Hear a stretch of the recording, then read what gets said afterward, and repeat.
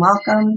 I'm going to give everybody a chance to come on into the chat and get things started with our fantastic guest in just a few moments. But first, just want to say hello. Want to hear a little about you as well. I always like to start by asking you guys how long you've been following NJ Mom, if you're a new face here, if you're new to the chat, and where you're from, as well as how old your kids are and how your week is going. Just please let us know. What are you dealing with this week? What struggles, what wins are you having? Please share. We would love to hear from you. So looking forward to hearing some of that in the comments as we get things started. So for those of you who don't know me, my name is Marissa. If you are new here, hi, welcome, happy you're here. I have 3 little ones at home, upstairs, hopefully sleeping. 3, 5, and under. Well, no, I'm sorry, 4.5 and under. 3 under 5. I don't even know. That's how crazy this day is. You know what kind of a day I'm talking about. So I host our weekly chats here on Facebook for NJ Mom. I host our NJ Mom TV and our videos. And I'm looking forward to our chat tonight. I think it's going to be a great one. It's a subject that so many of you have expressed interest and concern about. And so we're excited to dive into all that with our guests. Before we do that, we typically like to start the chat by doing a couple of different things week to week since we've started doing these. We always like to give our frontline workers and particularly our healthcare workers just a moment of appreciation to start the chat off. We started doing these really at the start of the pandemic, and we do this each week because we appreciate all that has gone into these last several months now from all of your hard work and keeping us safe. And I know that many first responders and frontline workers are also moms who join us here week after week. So just your moment of appreciation from all of us here at NJ Mom. We thank you so much. We also love to just share some fun things that we cover on the site each week. So we always like to kind of keep you guys in the loop with interesting things we have going on with our partners and also just up on njmom.com. And we've been telling you about this one for the past several weeks, but it is going on now through October 25th. So you still have a little time to get in on this. And that is the Run to Honor Healthcare Heroes. This is with RWJ Barnabas Health and the New Jersey Devils, and it's happening virtually this year, this event. So 25% off your registration for this with the code NJMOM. If you want to support this fantastic event, you can do so with that 25% off. And it's great because 100% of the proceeds go to the RWJ Barnabas Health Emergency Response Fund, which goes towards protecting both healthcare workers and patients in the fight against COVID-19, as well as for other emergencies. So such an important cause now and always, but particularly right now. So that's happening now through October 25th. And we have a link up on the site with all of the information for you. Throughout the chat tonight, some of the things we'll be talking about, we're going to be sharing those links in the chat. So if you guys check out the comments, if you hear something of interest, we'll put the link in the comments for you so you can give it a look. New articles up on njmom.com this week. We have our weekly mompreneur, who I thought was just such a fantastic one. If you're new here, we do a series every Monday called NJ Mompreneur of the Week, where we feature different moms and women who are just really doing amazing things and inspiring things, both with their own businesses as entrepreneurs and also as mothers. This week, I had the opportunity to interview Stephanie Tabo, and she is with Milk and Cereal Bar. Just opened during the pandemic, in fact, in Jersey City. And so it was great to talk with her and just hear a little about her journey. And if you haven't ever seen their Instagram account, I highly recommend you check it out, but maybe not while you're hungry, because it's really pretty. It's really pretty. They make these really, really ingenious creations using cereal and then also ice cream. So it's really nostalgic and fun. And she talked about kind of how it all came to be that she opened up the first New Jersey location. It's very popular in New York. And so that is up on the site if you want to get the look. But again, maybe after you've gotten a little snack, because it might make you hungry for sure. We also have 9 kid-friendly things to do this week. That is another that we do week to week, and it is meant to give you guys some ideas. Of course, fun things to do with the family. Right now, it's the perfect time of year to kind of get out on the weekends while we still can. The weather's nice. We can do things socially distanced outside. And some really fun ones this week. The Di Donato Family Fun Center Trick or Treat Train. This is really cool. It's actually an outdoor trick or treat train. They also have a pumpkin patch, and they have a little snack toy cottage there as well. So super cute. And I love this one. This is the Flashlight Friday Corn Maze in the Dark, happening this week, and it's spook free, which is kind of nice if you have little kids like I do. It's a corn maze happening at Coombs Barnyard, and it is sure to give you some thrills in the dark. But again, spook free, which is kind of fun. Also, another good one up there this week is 7 Hidden Gems in New Jersey to visit now. These are hidden hiking spots, not so famous parks, historic eateries, and really just some under the radar towns that you may not have heard about that might be closer than you think. We always love to get out and explore, so I always love to find these little spots that you didn't know about. So that is up on the site, and all of those are great to visit even during COVID-19 right now.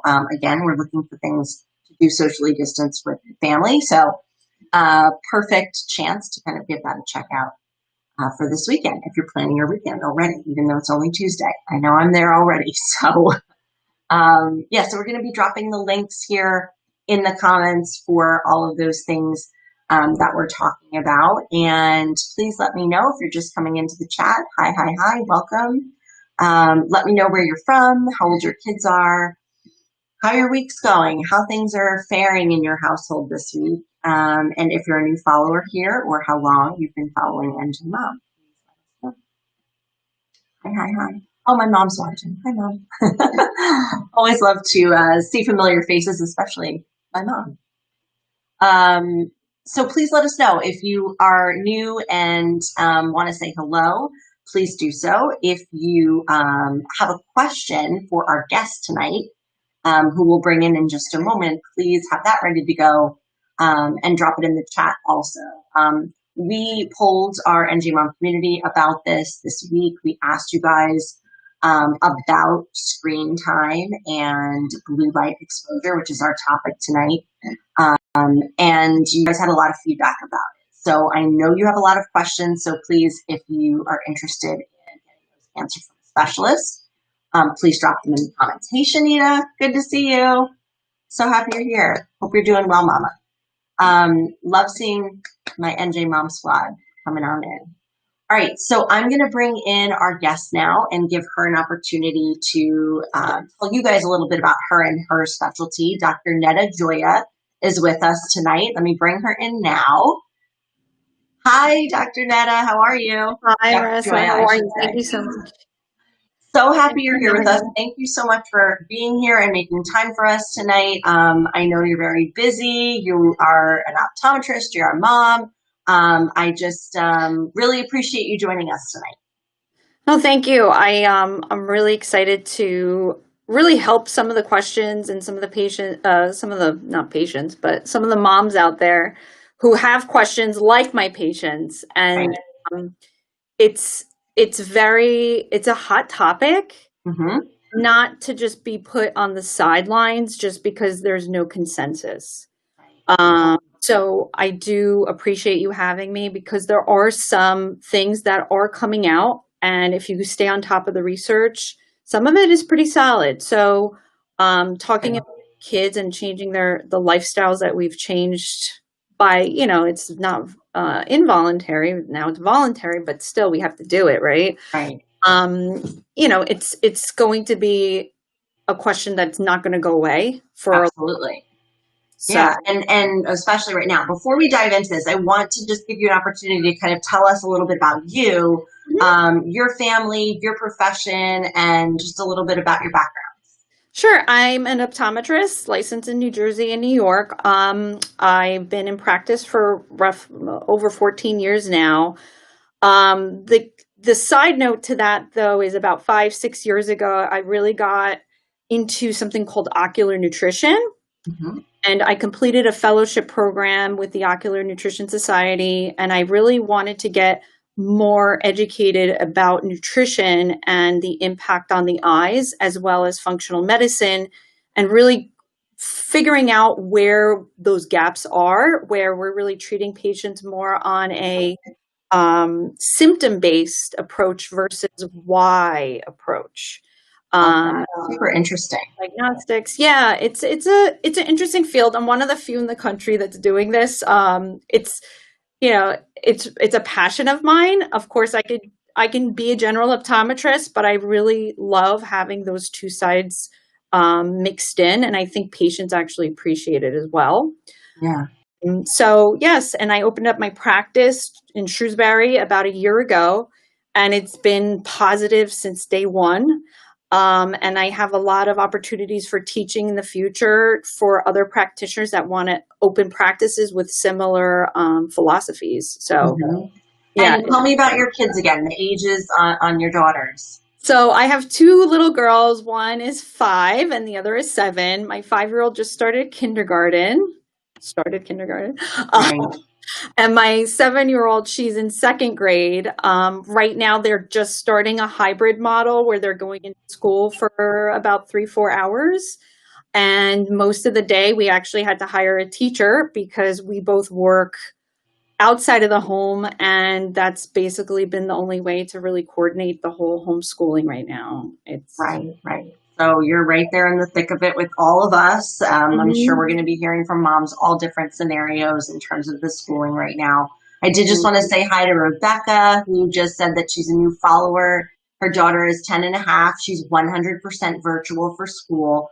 And Rebecca says the information is very important to parents. So thank you very, very much. Thank you for joining us, Rebecca. And that's why we wanted to do this topic and really cover this topic, because it is on the minds of so many parents at the moment. So let's just start by just telling us a little bit about, if you could, what you're hearing from parents and sort of what some of the concerns are, and maybe what your own concerns are, both as a mom and as an optometrist. Yeah, absolutely. I always say my conversations that paralleled this, where we were talking about computers, was really when the IT explosion happened. And conversation is with everyone. So having children involved with excessive online learning and embedded with more and more fun games and everything that's computerized, it's becoming additive, where these hours are going from 1 to 2 to 3 to half days to almost 10 hours a day. Some of these kids are using just screens, and those screens have changed. It used to be computers. Right now I'm on a laptop, but now everything is handheld. So it makes it much easier for a child to just use a screen wherever they are, whether it's for school or not. And that's where it's getting a little scarier for parents and also for industry. So academics, there's a lot of research being published right now where we're trying to figure out what's happening. The problem is that we don't have the amount of years. So a lot of these studies are based on mice, where blue light is exposed to mice, but that's not really connected to the human eye so much. So it's a constant changing information gathering type of field right now, where blue light and up close vision, excessive up close vision on digital devices, it's really just, it's growing, and that information just keeps getting bigger and bigger. My concern is it's the hours. So consistent hours. The other concern is a lot of these kids have been screened from the pediatrician or in the school nurse, which is good because there are some big type of refractive errors that are found. But typically, this is a distance type of checkup. So where is your computer and where's your mobile device? It's right here. Right. It's 20 feet. So we're checking kids' vision and screening them at 20 feet, where the majority of their day, they're visually using it's at Up close. Yeah. yes. So the visual system is a completely different system at this distance versus 20 feet. Mm-hmm. Putting a strain on the muscular system to put the eyes together to focus on that screen for extended periods of time.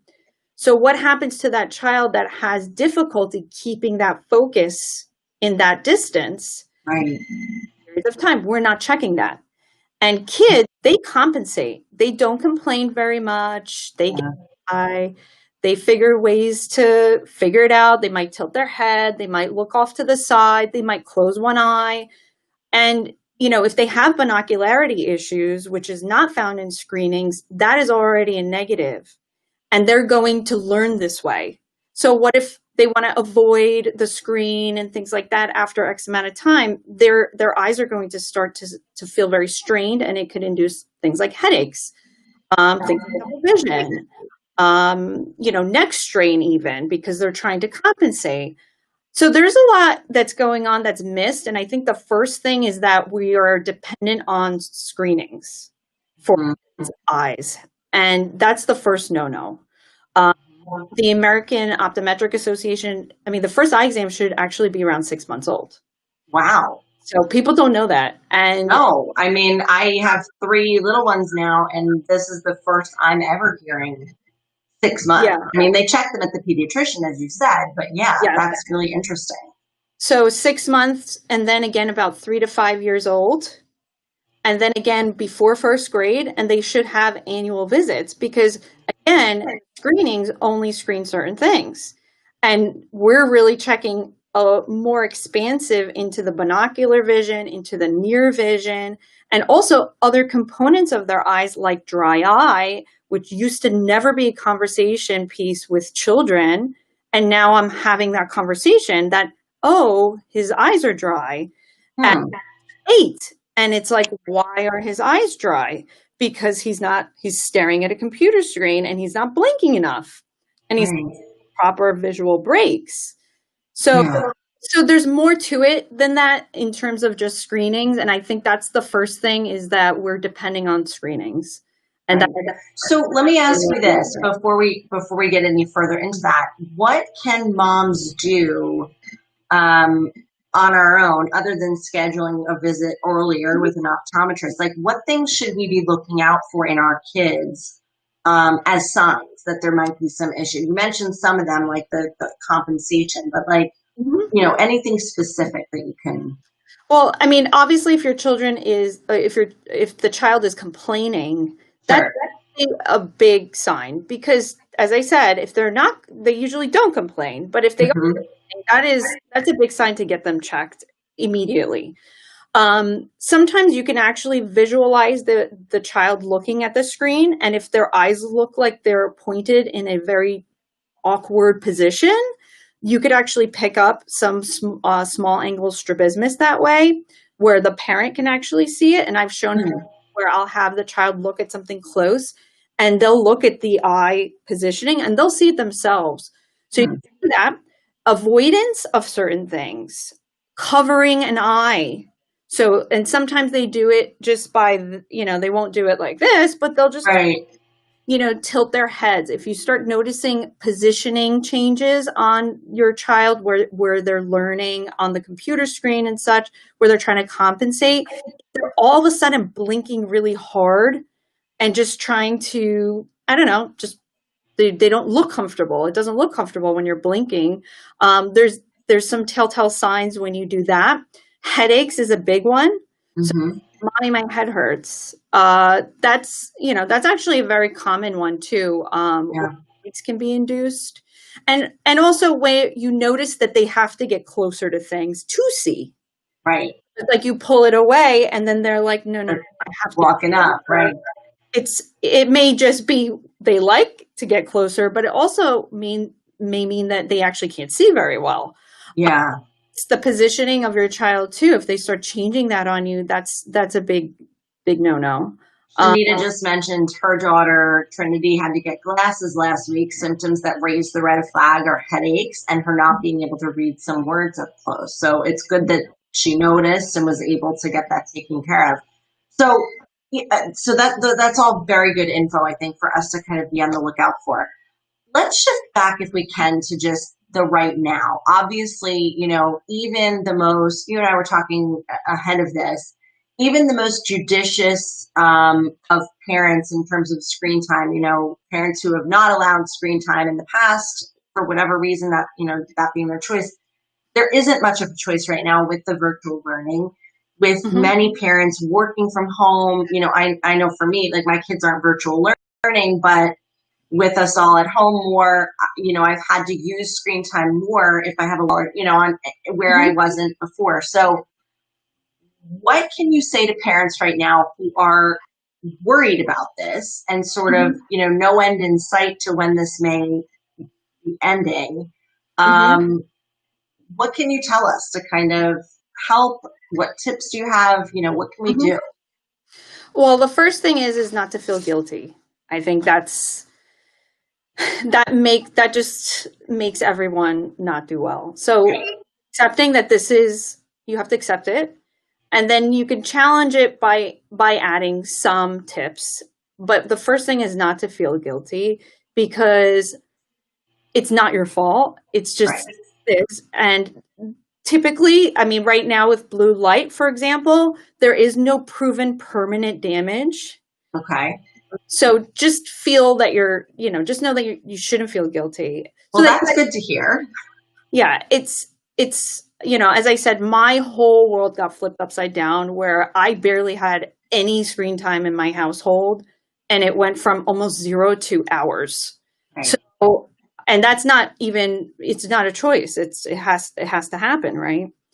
But there are a few little tips, and even if you don't do it consistently, if you just try once in a while, that's really key. The first thing is the room that your child is learning in, okay, whether it's the kitchen or a bedroom, if you can avoid putting the desk at the wall, if you can, again, everybody's situation is different. If you could tip it more in a free space, that's great. That's starting with one. Then you can put a target. So that target should be detailed at the farthest point in the room. And have that child, you can make it a game, have that child go back and forth every 20 to 30 minutes, looking at that target for about 20 seconds. Okay. A timer. You could put a timer, hey, every 20 minutes, and you don't even have to be involved if the child's a little bit older, where every 20 minutes, I need you to look at that target, whatever you choose that to be. And it could be anything. It could be a picture or whatever. Yeah, just make it exciting for the child. So Paw Patrol or whatever across the room for them to look at. Okay. And make it a game, make it fun. Look at the picture for 20 seconds. While the child is looking at that picture, they should try to blink a few times at least. I usually say for adults, try to blink 20 times, but let's keep it simple for kids. So you're going to look at the picture and blink a bunch of times. You could do blinks, light blinks, hard blinks, and then go back to the material for another 20 to 30 minutes. The real standard is 20, 20, 20, but I always say half hours are just easier to follow in life, right? The computer screen, you definitely don't want it too close to your face. You want it minimalistically, let's just say about 16 inches from the face. Okay. Your screen should never be higher. It should always be slightly lower. Like eye level, right? Yeah. Eye level, if not about 10 degrees lower than eye. Right. It's a more calming type, but you don't want it high. And also it covers more of the cornea and less evaporation of which is dry eye related. Blink routine that I just mentioned. Also, it kind of kills two birds. You get that cycle of going back and forth, and it also improves the tear quality, because our windshield wipers, we want to spread the tears. And when we blink enough and we're staring at a screen, because we're paying attention. When you're at a screen, you're paying attention, and your brain tells your eyes to not blink. So that also helps. But again, going back into computer distance should be at least 16 inches. You want your alignment as good as possible. I mean, I'm sure a lot of parents have heard, don't have your child doing homework on their bed, on the computer, Yeah. maybe laying down, etc. But having some sort of sitting situation where their feet are, if you can, flat on the floor, that's great. You want, the other biggest thing is going outside. And this, I think everyone knows this, but going outside, actually, studies have shown time and time again, nearsightedness actually is reduced in kids that are outside. And don't know exactly why. And this is going to loop back to that blue light thing that everybody's like talking about. Right. Actually, good blue light. Okay.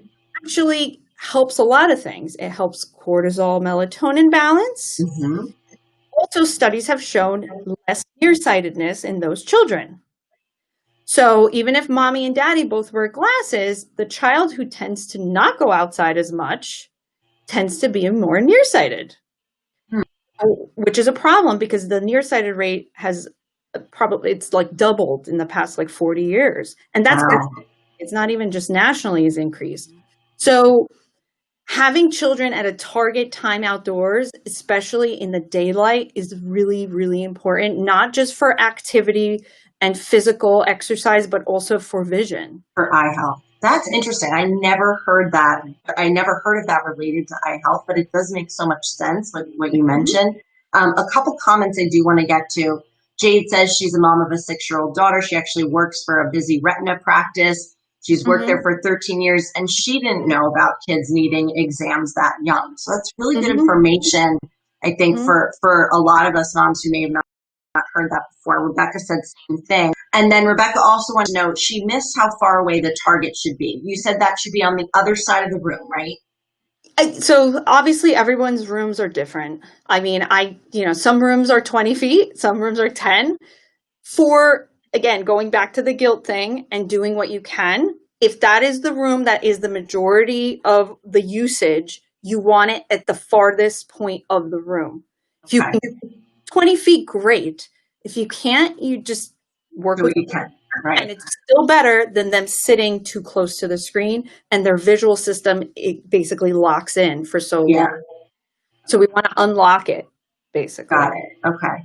A few other things that came to mind. So you mentioned this before. You said with the blue light and the studies, because we, in our poll we did this week, we asked moms kind of what they wanted to know about this topic, what their concerns were, and a few things came up. They wanted to know, is blue light exposure, harmful to vision long term? Like, what are the studies showing? And I know you mentioned earlier that it's hard to tell because a lot of the studies are done on mice, but for moms who are just coming in and maybe just joining us, can you tell us a little bit more about that and kind of what we know right now? You said there is no concrete proof that there's long-term damage, but what do we know?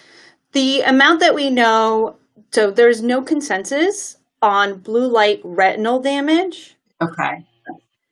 So blue light has a lot of different components, and if you go only for retinal damage, the studies are too low to concretely say that damage the eye. Now, kids have a very clear eye, very clear media. They don't have cataracts. The light, blue light is high energy. So now we have our high energy light going into the eye. Now it's not the level of the sun, but it's still light that's getting through the media into the back of the eye.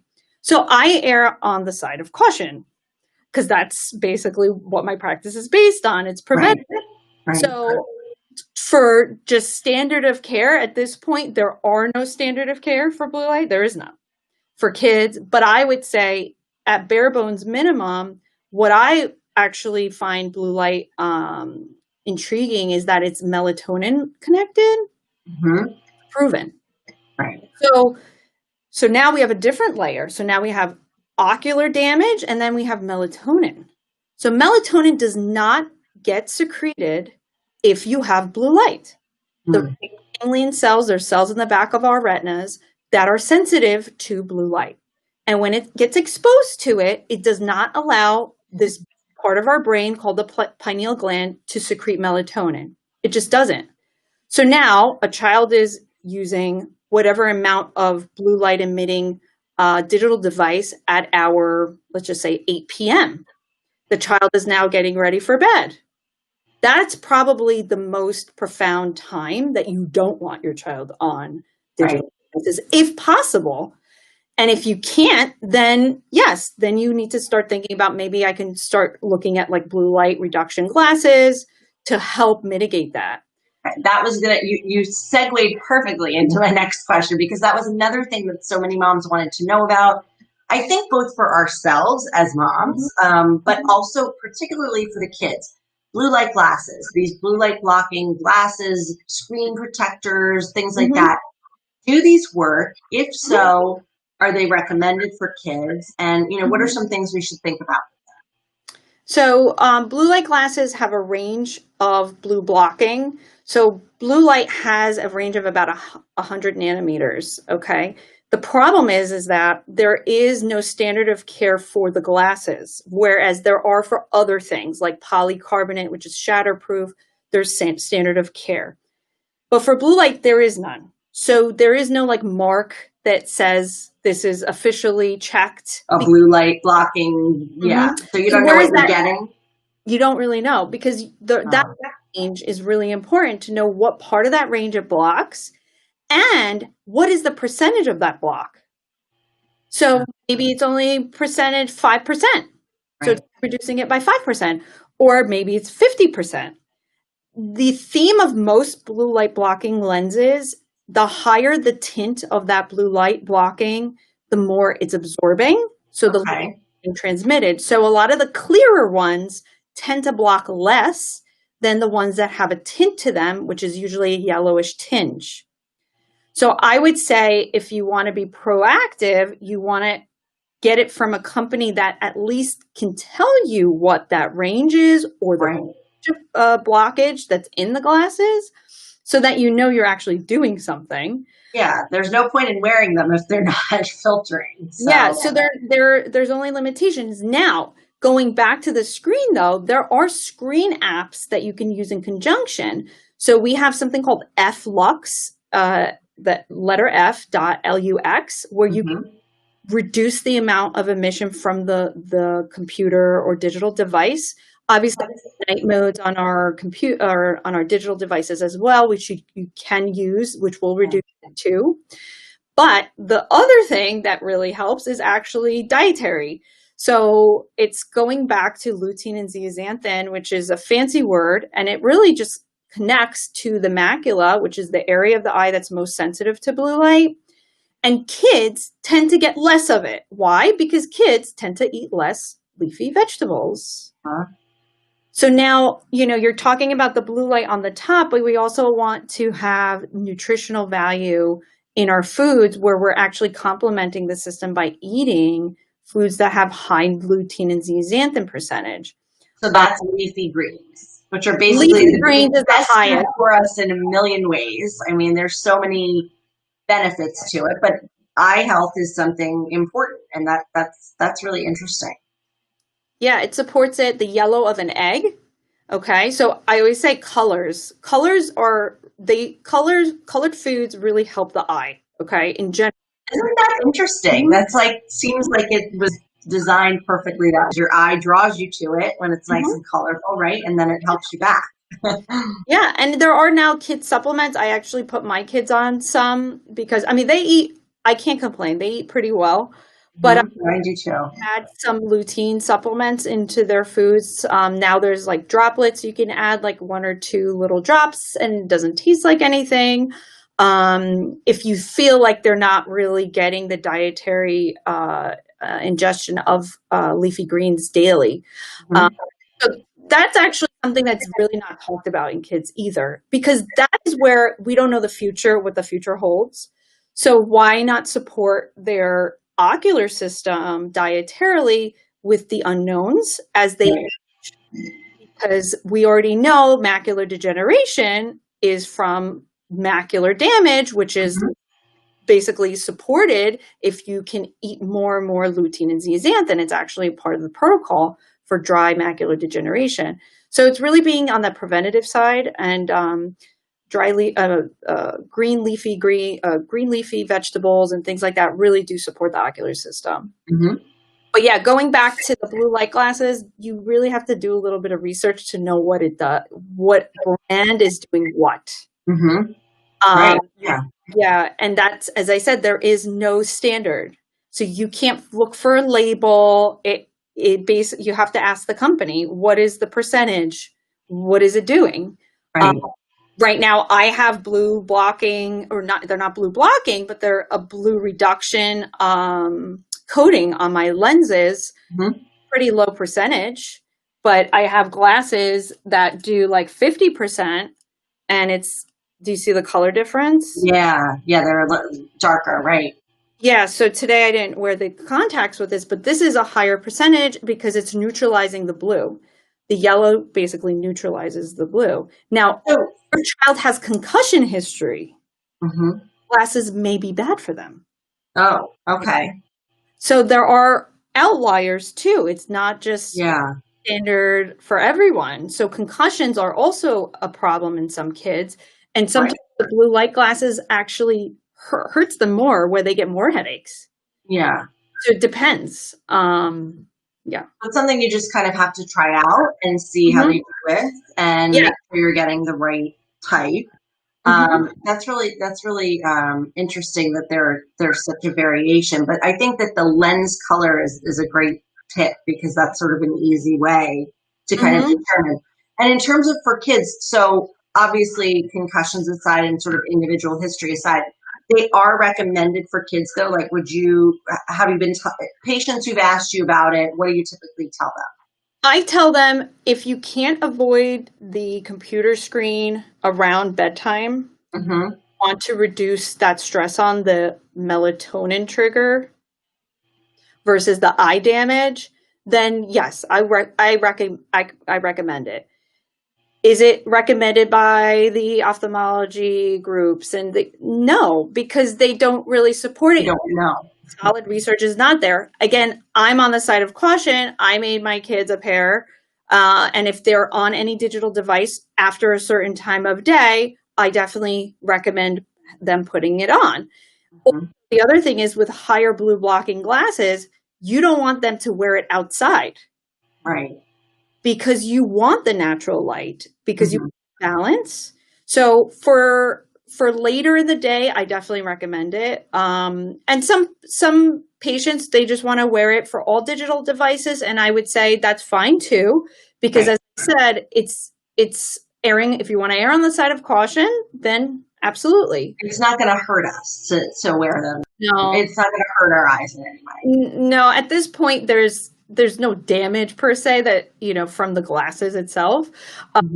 But as I said, to the value of it, we don't know in terms of eye damage long term. For me, it's more about that melatonin balance, where kids get the proper amount of sleep. But doing all the other things too help a long way. Right. So if you can do a couple of those things, and just doing the target balancing, because sometimes the eye strain is not from the blue light. It's from them focusing for too long, that their muscles are a little too weak, or not developed enough yet. And those can be treated with glasses, prescription glasses, that will help the child see better. And yes, you can add a blue light coating to that. But if you're assuming that the child is uncomfortable because of the blue light emission, that would be the first. I would not recommend that, because you still need to check the ocular system. So don't make any assumptions as to why they're having. Just go get it checked out and find out. Shanita, on that note, Shanita wants to know, what should moms expect when taking their kids to the eye doctor if eye issues are suspected? So if moms kind of have a hunch something's going on, what typically happens for moms who haven't brought their kids? So at the eye exam, you mean, the first thing is research who you're seeing, because just like everyone else, sometimes eye doctors don't really test all parts of the visual system. They'll check the health of the eye and make sure that you're seeing, but you may want to ask, are we checking the up close vision? Are we checking the muscle system? And some doctors don't do that. They don't that's not their subspecialty or they don't believe in it. But you want to make sure that your doctor is well versed with checking the ocular motor function, which is how the eyes turn together, binocularity, as well as the obvious vision and refractive state of the eye. So do a little research, make sure your doctor has seen children that has some experience in it. Okay. That's a good tip. Recommendations from friends, Yeah, absolutely. And that's something else that I didn't realize either. This is all such good info and some great questions from moms. I just wanted to mention, we had a mom, Lauren, say, I love that you're mentioning melatonin. She's a child sleep training specialist and always advises her clients to turn off screens before bedtime, does the same in her house with her 7-year-old. So this is a question from the standpoint of a mom. My kids, typically just the way our day is set up, they don't normally have screens right before bed. They have plenty of it other times of the day, don't get me wrong, but I am the problem in that respect. I am always on my phone before bed. I know, like, everyone recommends putting the phone in the other room. Like, I know this is not good. But would you recommend blue light glasses for adults in that respect with the melatonin thing? Would that be just a part of our routine now if we are on our phones close to bedtime or any device? I think yes, it goes along the same lines. Obviously investing or downloading those apps that help reduce emission. People don't also realize that even LED lights that you have on in your house are blue light based. Right. You're not just getting it from the screen. Obviously, that's the most direct, but you have it all around you. So yes, if you can reduce it during the bedtime phase and you're still using the screen, you want to use a blue light reducing eyeglass. Also, holding it less, not having it very close to your face also is a really good thing to do. Melatonin in adults is just as important as kids. I mean, melatonin, the problem with melatonin is that we always put it on it's a sleep hormone, right? But it's so much more than that. And melatonin is actually the power of melatonin as an antioxidant. It's linked to anti-inflammatory. So power of melatonin is just being researched even more so because it's actually a newer type of hormone that we've found. Because we make melatonin, we don't eat melatonin foods. Yeah. The precursors to melatonin, like tryptophan, and make it into serotonin and then melatonin. Yeah. The actual value of melatonin in the body, it's a lot more than just a sleep aid. Interesting.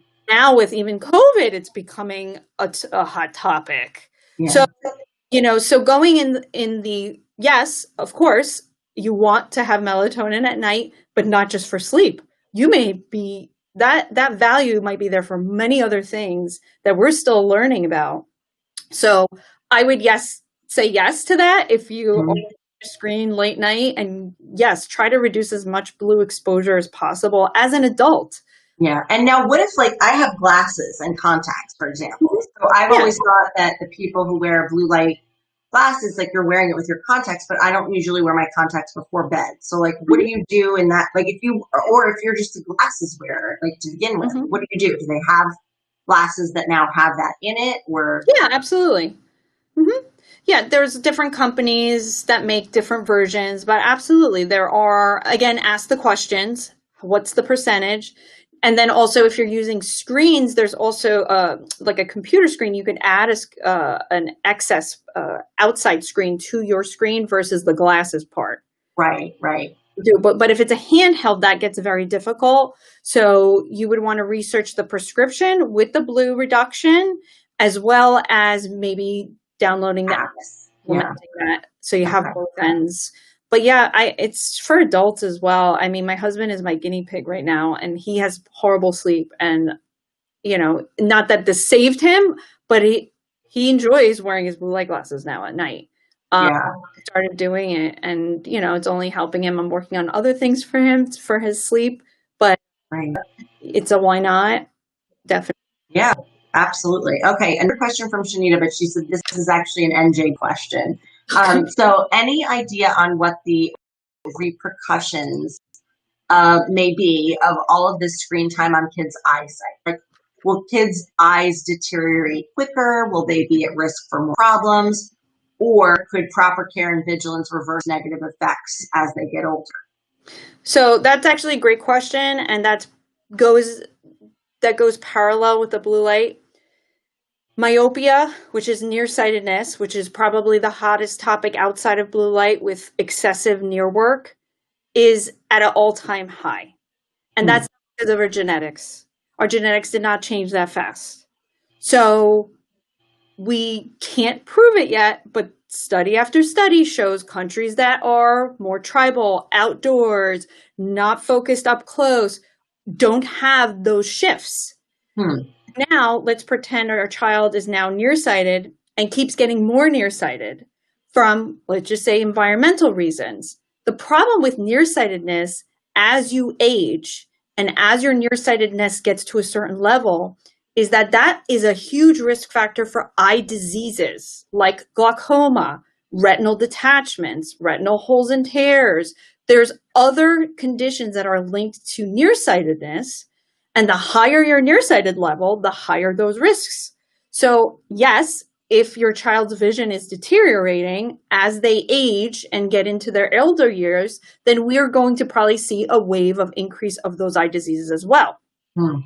So, and the mitigation now is the only mitigation I've written on a prescription pad to parents, target an hour and a half outside, because it's time and time. I know some kids, it's like no matter what they do, their prescriptions keep changing, but at least start with that. Yeah. Myopia control, which is done through contact lens options, through eye drop options, through bifocal options in the glasses, where we try to reduce the amount of change throughout the years of child growing. So there are some myopia management tools that we have now available to practitioners to help the child not have so many shifts in their prescriptions. And that is getting huge. It's getting bigger every year. I just read an article on that. It's funny you mentioned that because I just read an article today, I think it was, about myopia, and that was the first I really saw that this has become such a huge topic. But I think excuse me, so many people are thinking about just eye health, which is the reason we're doing this with just so much screens. I mean, screens for everything right now, you know, whether you're a child or an adult, particularly for our kids. So that's really interesting. And I think important to mention, I never heard that before about going outside and what a huge impact that can actually have on our eyes. I mean, we hear it so much for physical health and emotional and all of these other things, but that's really interesting. Yeah, and another trick is to check vitamin D. So what is that? The sunshine, right? Right, or the sunshine. Vitamin D is low. That's another indication. So, and you have to be proactive as a parent. Some docs, they're just not going to go above and beyond, but you ask. I'm very much I really, really support patient activism. Right. I was a patient and I wanted answers at one point in my life. And I think that, you know, you have to be proactive and ask the questions and push the limits. And if you don't like the answers and you don't feel that you're getting coordinated with your practitioner, or it's not really a team effort, then you just move on. It's not a good marriage there. But yeah, I think parents should get involved and they should ask the questions, and kids are really receptive sometimes. If you make things more knowledgeable versus forceful, why are we doing this? Give them the reasons. Don't just make them do it and talk about it. They're a little bit more proactive when you do it that way. So would you say that even in terms of like screens and all these things you mentioned, like, should we be telling our kids, look, we're trying to, mommy and daddy are trying to keep your eyes healthy. We want your eyes to keep working. Like, what kind of language would you suggest maybe using with our kids if it is a conversation we have to kind of get them away, have them take a break, whatever it may be? So, I mean, you could use the example of, for example, with eye health, you could just actually look at a screen of an eye and pull it up on your computer and talk about, this is the eye. We're trying to protect your eye. It's very beautiful. We want to keep it this shape.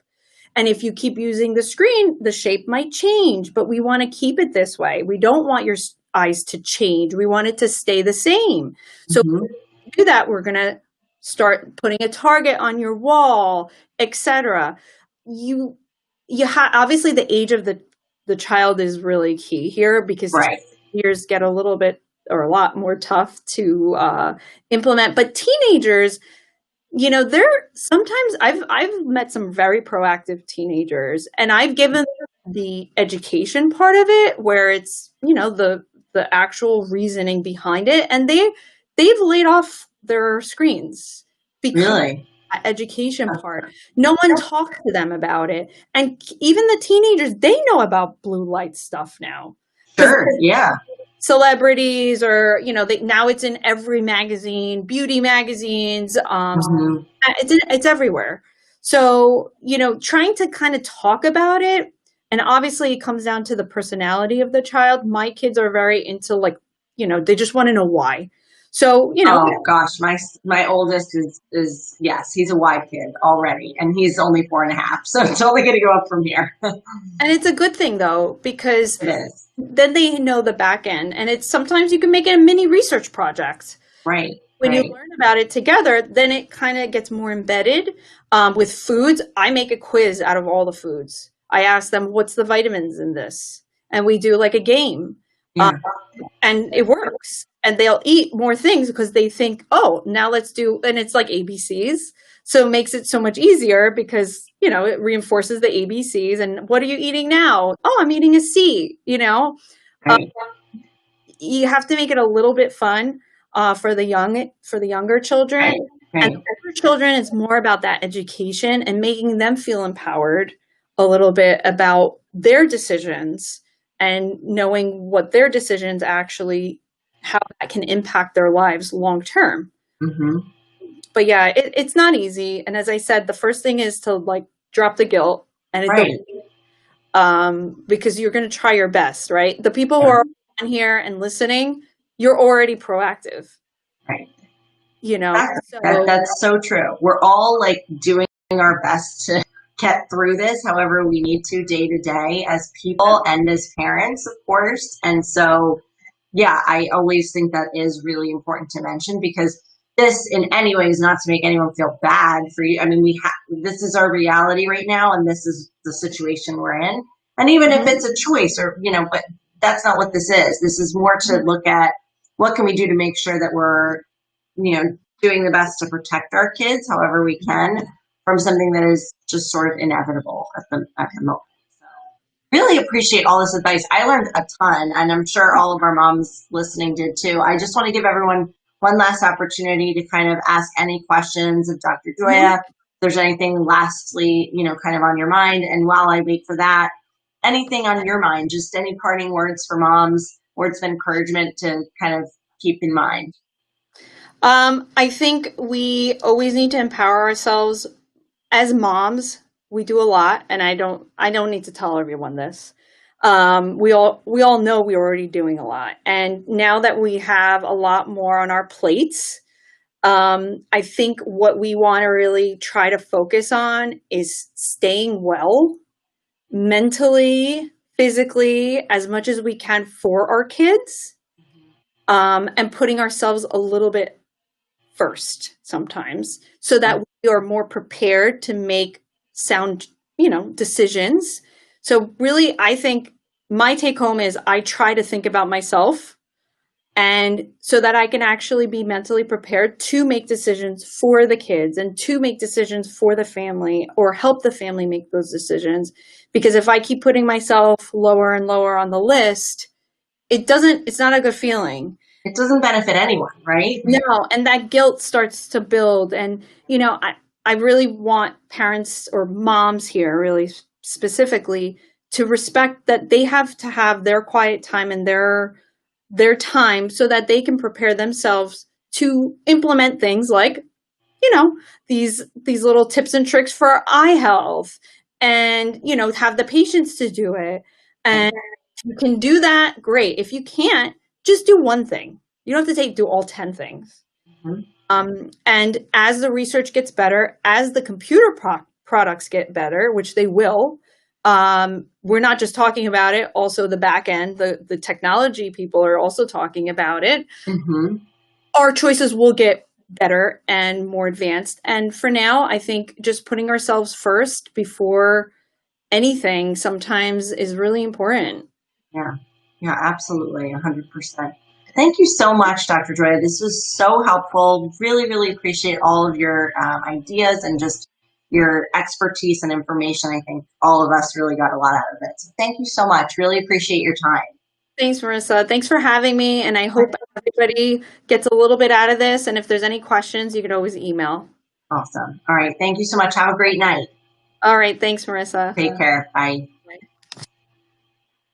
That was amazing. I learned a ton, and I just really think that there is a lot of great actionable tips that you can actually do, which is huge, because like sometimes a subject like this can be a little scary because we all feel fearful that, this is bad and what are we going to do to stop it? But those are some really important things that we could actually put into play in our own homes and kind of just ease the strain a little bit for the kids, for their eyes. So thank you.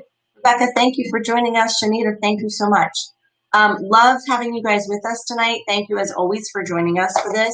If you have any ideas for a topic or a guest, please, as always, let us know. We love to hear what you guys are thinking about and dealing with in your own families and lives and households. So please send it our way if you have an idea. Oh, hey, Jennifer, how are you? Oh, good. I'm so glad. Glad to see you here. I know you were interested in this topic with your specialty. So that's great. Yeah, tons of great nuggets in this. So really happy you guys could be with us tonight. Really happy Dr. Gioia could join us. If you have any further questions, feel free to always send us a message as well. And again, any comments on topics or guests for an upcoming live, please let us know. All right, ladies, mamas, have a great night. Have a great rest of your week and sleep well tonight. Turn off that screen so you get that melatonin flowing. I know that I'm making a commitment to do that now. All right, have a nice night. Bye.